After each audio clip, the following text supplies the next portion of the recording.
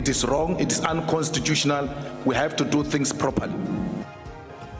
Amalungu ekomiti yesikawu yeParlamente ephanda izitsholo ezaxelelwa ilizwe ngumkomishala wamapolisa KwaZulu-Natal uNjengele Mkhwanazi aqala ajijisana ngokungabikho kwengxelo efungelweyo kaMkhwanazi ayenzele le komiti.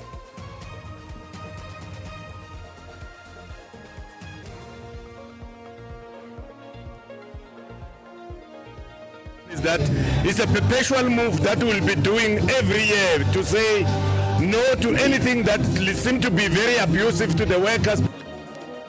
Ikhosati ibambe uqhankqalazo ngaphandle kwesibhedlela saseThembisa ngokuphathelene nengxelo ye-SIU yokwehliswa ngomlenze kwe-2 billion rand imigulukude nobuchule kuqhankqalazo luyinxalenye yokuqatshelwa kosuku lokusekwa kwemisebenzi enesidima kwihlabathi. Umqeqeshi wabafana bafana Hugo Bruce umenge lithi umdlalo okuzibekela indawo kwitumente kwindebe yehlabathi neZimbabwe kwibala eMoses Mabhida ngolwesihlanu ngona ubalulekileyo kwemibini eshiyekileyo. Xa besixesha ukuze nexesha lokuxabisa njengesiqhelo ngelixesha kwelijelo zindaba uxolo Malibenani. Aqale ngokujijisana amalungu ekomiti yesikawu yeParlamente ephanda inqontsonqa yezitsholo ezaxelelwa ilizwe ngumkomishala wamapolisa KwaZulu-Natal uNjengele Mkhwanazi ngoJulayi zobuqhophololo butshijolo kwinkonzo yesipolisa nengalo yomthetho. Unomju ususwe kokuba ayikho ingxelo efungelweyo uNjengele Mkhwanazi ayenzele le komiti ekhoyo wayenzela ikomishoni kaJaji Mbuyiseli Madlanga ephanda kwezitsholo. Inkokheli yeFF uJulius Malema ikubona oku njengokusingela phansi le komiti isithi ingafana nenje khonkotha ingenamazinyo. Ithenqumama inhlanganiso lekomiti yesikawu yeParlamente ekuseni engekathethu uNjengele Mkhwanazi emva kweyantlukwano ngendlela avele ngayo kuba engayenzanga ingxelo efungelweyo koko ethumele ehlonyelwe kwingxelo awayenzela ikomishoni echotshelwe nguJaji Madlanga. Inkokheli yeFF uJulius Malema ibhinqe ithoba namanye amalungu ale komiti ngelithi uNjengele Mkhwanazi bekumelwe ayenzele ingxelo efungelweyo le komiti yesikawu kwaye kumelwe aqale afunge phambi kokuthetha nayo. Utyholele komiti ngokusilela kunyanzelisa ubunganga bayo esithi ingahamba ifaniswe nenja ikhonkotha ingenamazinyo. Now you want to use a material that is being used and sourced by a commission established by the executive in this separate arm of the state. It is wrong, it is unconstitutional. We have to do things properly. And the proper way is there must be an original statement to us as an ad hoc committee, and if they so wish to be a supplementary statement, let it be.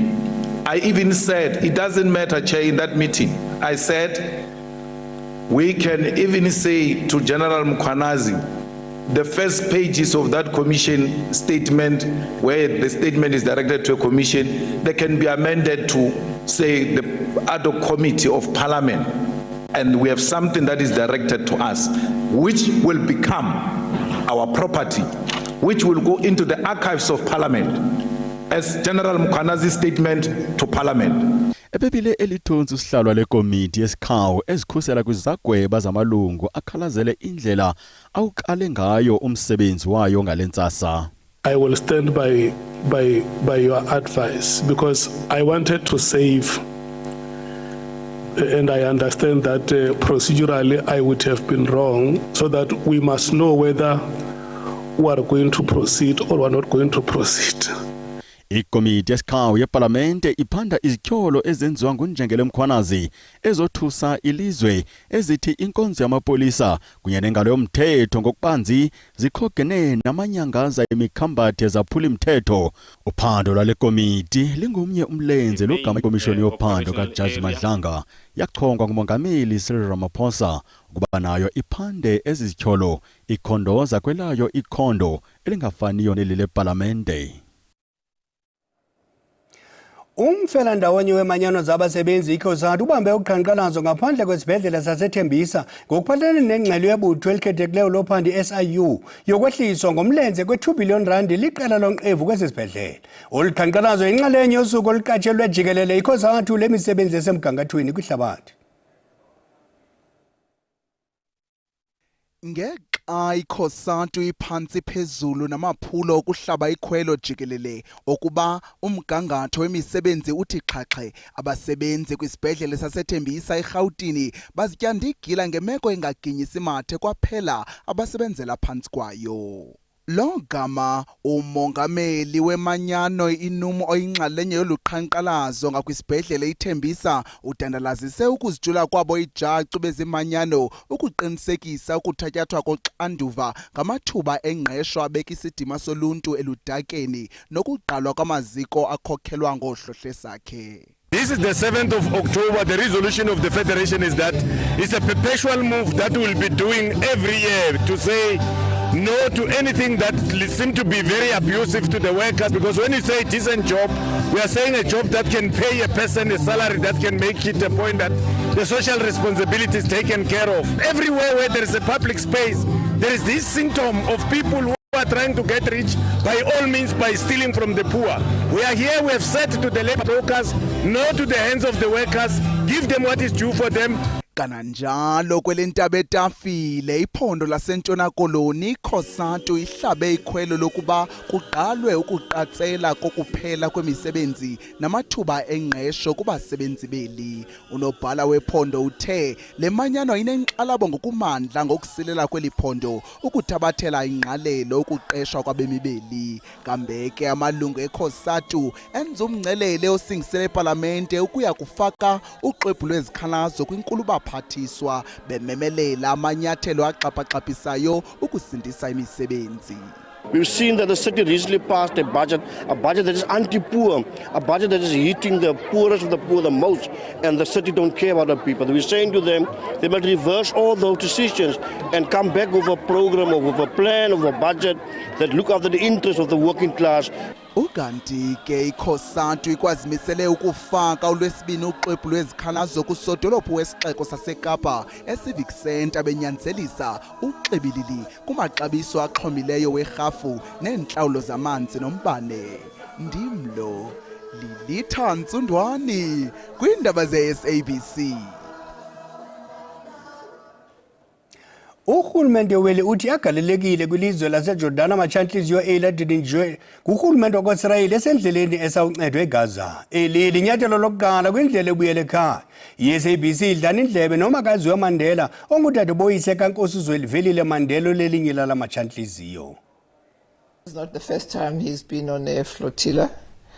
And I think that the actions that he's taking is out of a belief and a choice Mandla has taken to be the voice of the people who are voiceless, who are being slaughtered and murdered on a daily basis. I think all of us, it's not just, the South Africans who were there, they were citizens, I think, from 41 countries who were in the flotilla. There are people around the world that are concerned. I think South Africa was the first ones who took Israel to the International Court of Justice. And so what Mandla and the other South African we have to do is to commend their bravery, because it takes a lot of courage to be on those flotillas facing a barbaric, very cruel regime. Sihlathiselwe uLwesihlanu wale veki isicelo sesithintelo esingxamisekileyo senkundla esifakwe inkampani enkinkisha umbane eGauteng City Power imemelela ukuba kupheliswe uphando malunga nokunikezelwa kwethenda yentambo zombane exabisa i-67 million rand. Sekuphele phantse unyaka ibutho lokhetshe laqhuba inkqubo yokuqoqa zelathimba amaqwebu athile kwiofisi zale nkampani. iCity Power ityhola ngelithi esenzo sasingekho mthethweni. Intatheli yethu Kelvin Dludla ingamehlo nendlebe zethu kweli tyala. Sihlehliselwe uLwesihlanu lona lelo siyakulo isicelo besiphuthuma ebesifakwe iCity Power. iCity Power iyona ehlinzeka ngogesi la kumkhandlu udolobha iGoli. Khala ngokuthi ke kunezinto ezithile ezashaqwa uphiko lelo libizwa ngamaHawks DPCI emasontweni ambalwa edlule. Ngokombiko noma ngokusho kwayo iCity Power amaHawks ayengenayo imvume noma amaphepha afanele ayegunyaza ukuthi ke akwazi ukungena azoshaqa izinto ezithile eziyimbi imibiko lapha emahhovisi eCity Power kuvelile ke ngokuka Isaac Mangena ukuthi ke phakathi kwezinto ezashaqwa amaHawks emahhovisi abo kwakufaka phakathi ke imqulu noma imininingwane emayelana ke nethenda eyadla igidigidi zamarandi ke eyayifaka phakathi ke ukuthi ke kwakufakelwe abantu ke ama transformer noma le machine esabalalisa ugesi bebekhona ke bobabili la zombili inhlangothi bezikhona la enkantolo bekhona abamele uphiko lwamaHawks bekhona ke nabamele iCity Power kodwa ke ijaji uyakhupha libese linxusa ukuthi ke iCity Power noma ke uphiko lwamaHawks kumele lufake incwadi noma amaphepha athile namhlanje ukuze likwazi ukuthi liwabhekisise futhi ke neCity Power ikwazi ukuphendula kusasa bese kuthi ke ngolesihlanu lezi inhlangothi zombili ziyakwazi ke ukuthi zibuye ngaphambi kwalo ijaji ukuze ijaji likwazi ukukhipha ke isinqumo umangena okuyena okhulumela iCity Power utshele iziko leindaba zeSABC ukuthi ke lokho okwenziwa ke uphiko lwamaHawks kuyinto engajwayelekile kanti ke ngesikhathi esikhuluma naye ngesingisi uchazile ukuthi ke akazi ukuthi ngabe yini le eyenza ukuthi amaHawks agasele kule ndawo yawo kodwa ke wathi ke kungenzeka ukuthi kunokugxambukela noma kunezinto ezithinta ke ukubusa kwezwe kafushane udaba lolu luguqile laguqela ke ulesihlanu zombili inhlangothi zizobe zikhona phambi kwejaji uyakhupha namhlanje uphiko lwamaHawks kulindeleke ukuthi lethule noma linikeze ke ijaji imininingwane ethile okuzomela libukisise bese kuthi ke uphiko lolu City Power lona ke likwazi ukuphendula kusasa igama lami uCalvin wakwaDludla endabeni zeSABC ngibika ngisegoli.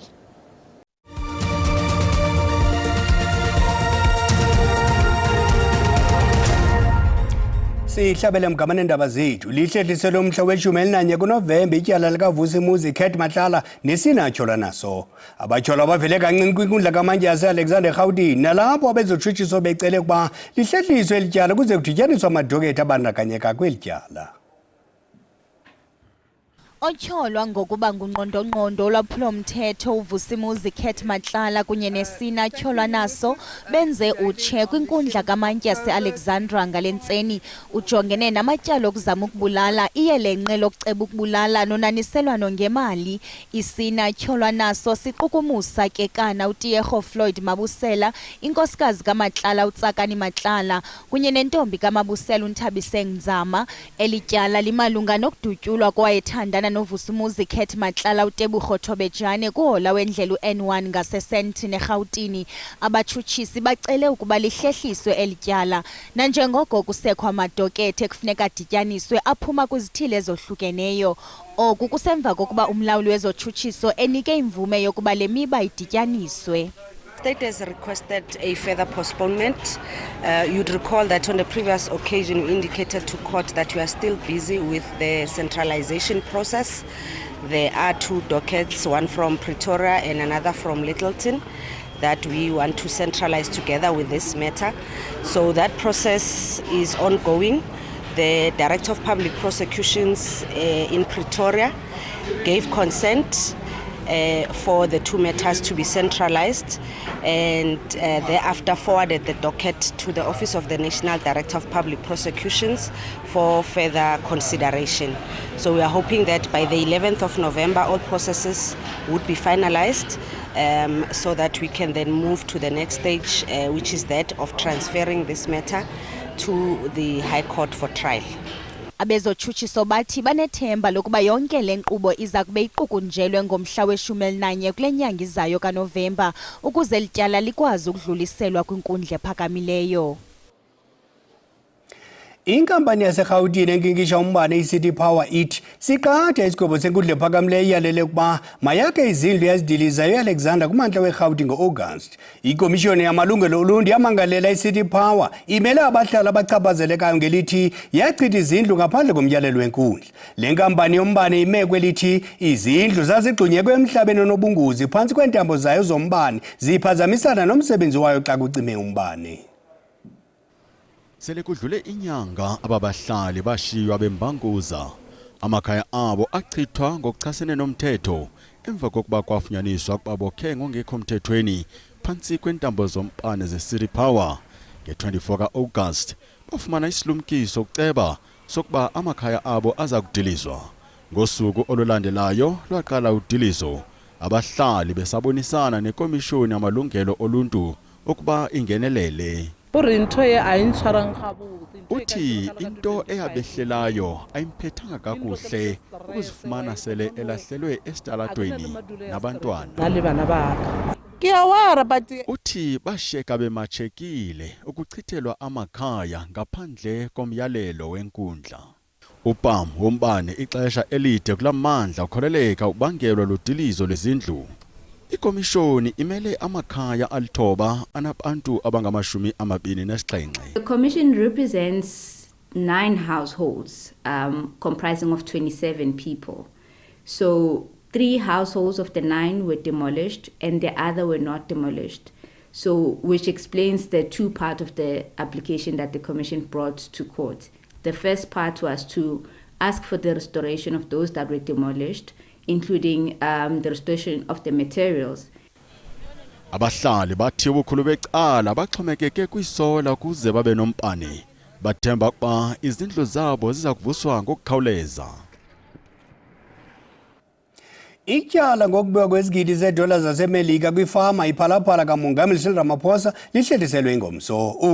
Ukuze kuqhube ityala elivuka phakathi kwetyala elixoxwayo de kufumaneke ubungqina obuphathekayo kwingqina lesine lenkundla. Ingqina lithe lanyanzeliswa ukuba lityikitye ingxelo yasemapoliseni elingakhange liyenze. Lubelufutshane usuku lwesihlanu kwityala mayela nokubiwa kwemali ngeyomdumba ukutsho ngoFebruary wonyaka ka-2022 nengaphaya kwe$500,000 US kwifama kaMongameli Ramaphosa. U-Emmanuela David, uFloriana Joseph nomntakwabo uNdilinasho Joseph basatyholwa ngokuqulunqa iyelenqe lokuba. uDavid utyholwa njengonqondongqondo ngaphaya kobubusela. Kambe ke ityala phakathi kwetyala liye lavakaliswa emva kokuba ingqina lesine lenkundla lingqinile ukuba khange livakalise nto kwaphela ngokuphathelene nengxelo yasemapoliseni ebhaliweyo ethe yaziswa ngabatshutshisi enkundleni. I was assaulted. This is what I'm saying, that I didn't make a statement. Kananjalo ingqina lilindeleke ukuba liqhubeke nokunikeza ubungqina xa liqhubeka ityala elivuke phakathi kwetyala elixoxwayo ngomso. Futhi ke abatshutshisi banethemba ukuba inkundla iza kugweba ngecala labo kuvakaliswe elingqina njengelichasene nombizileyo. The witness was testifying against the statement that he submitted to the police earlier. So far, we were started with trial within the trial in order to determine whether the witness will be truthful to what he gave to the police or to prove whether he will be declared hostile. Umtyholwa ukhalazile ukuba umguquli wenkundla ubhudile umhlola ekudandalaziseni ubungqina. Umantyi uhlehlise lo mba ukuze kufumaneke omnye umguquli. Lo gama lo mba awuhlehliselwanga unamhlanje nanjengoko kukho ukuphazamiseka kombane okucwangcisiweyo. This matter does not only involve this witness who is under oath now, it also involved the 3 accused. It is important for them to hear and understand what is actually being said. Ukanti ke inkundla iyalele ukuba amajelo endaba angawathi paha amagama amangqina. Imibutho yezenkolo kunye nabachaphazelekayo abaquka urhulumente wephondo bebedibene elisikisike eMpuma Koloni ukunika imbeko kuthandazelwa iintsapho zamaxhoba ali-18 embubhiso yasengobozana elusikisiki. Yimbubhane le esililifu elimnyama ligubungele iintsapho zasengobozana elusikisiki. Imiphefumlo eli-18 yasala apha. Iintsapho zamaxhoba zasikhotha amanxeba. Njengabantwana nabantu abangomama sixhomekeke kakhulu ngokhuseleko kutata. Sikhule kunjalo ke ubutata ngumuntu ongamthemba uba xa ukhala uvela umuntu ongutata kunoba kuvela umuntu ongumama. Kodwa ngokuthi izidisi kubonala ngokungathi ngabantu abangomama abangase beme phambili. Otata beme ngemva asiyifuni ke lonto sihalela otata bamama bebe ngaphambili uqinisekisa into obana ngabo abalwa notata kuba kaloku bodata aba basenza ezi zinto. Sinengxaki apha thina kuba apha sive izinto ezinkulu zokuba kanti kuyenzeka into athi umuntu ephanga phakathi eziseleni abe nabantu abathatha nabo ngaphandle apha ekwenzeni babe bammamelele zonke izinto. Abantu ke ngoku bayoyika nokuya nasecourt bayoyika. Kwezemidlalo umqeqeshi wabafana Hugo Broos ume kwelithi umdlalo okuzibekela indawo kwitumente yendebe yehlabathi neZimbabwe kwibala eMoses Mabhida eThekwini ngolwesihlanu ngona ubalulekileyo kwimibini eshiyekileyo. UMzantsi Afrika udinga impumelelo ezimbini ukungena ngokukhululekileyo kwindebe yehlabathi kunyaka ozayo eMelika. Kwimidlalo emibini eshiyekileyo omane amaqela kugroup C asethubeni lokuzibekela indawo kwitumente yendebe yehlabathi. Ibafana neBenin zibambene zohlulwa linqaku. Mqeqeshi uthi nakanjani kumele bephumelele kwiZimbabwe. The game of Friday is maybe the most important. If we can win that game, we have 17 points. Nigeria, if they win their 2 games, they can only have 17 points. Same thing for Rwanda. But if they win their 2 games, Benin cannot win the 2 games. Because they play against Nigeria and Rwanda. And therefore, the game of Friday is so important for us to win it. There are no doubts. There have never been doubts from my side. And I will try to transfer that to the group. Lihle irekhodi lempumelelo kuzakuthi kangu kubafana. uBruce uthikela lakhe kumele lingenile kwindebe yehlabathi. Yellow card to a goal. Umbengo umthiya ucima umlilo uMathangana uza kuziphakela kwisithebe esikhulu ngensimbi yesixhenxe ngoNcwalazi. Makwekhosi behele.